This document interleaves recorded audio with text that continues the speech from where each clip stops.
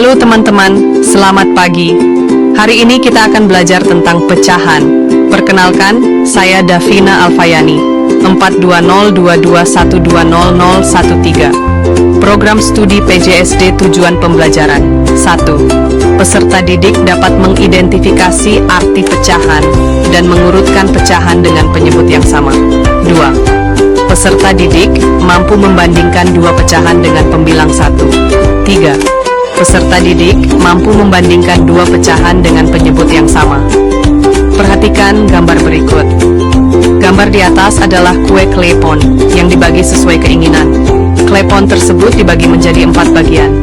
Bagian klepon bisa dikatakan suatu pecahan karena tidak utuh. Dari uraian tersebut dapat disimpulkan bahwa pecahan terbentuk dari sebuah benda dibagi menjadi beberapa bagian sama besar. Dapat juga diartikan, pecahan adalah pembagian dua bilangan bulat, di mana bilangan yang dibagi disebut pembilang, dan bilangan pembagi disebut penyebut. Dapat dinyatakan, A per B itu bilangan pembilang, dan B bilangan penyebut A. Arti pecahan, dan menulis lambang pecahan. Pecahan, X bagian dari keseluruhan.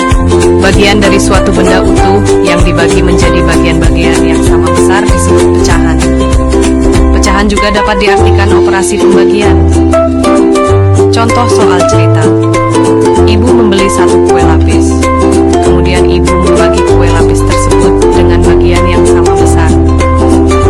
Kue lapis tersebut dibagikan kepada 3 orang, yaitu kepada ayah, kakak, dan adik. Maka setiap orang mendapatkan bagian berapa jika dinyatakan dengan lambang pecahan? Maka nilai pecahan yang didapatkan setiap orang akan mendapatkan bagian 1/3. B. Membandingkan dua pecahan dengan pembilang 1.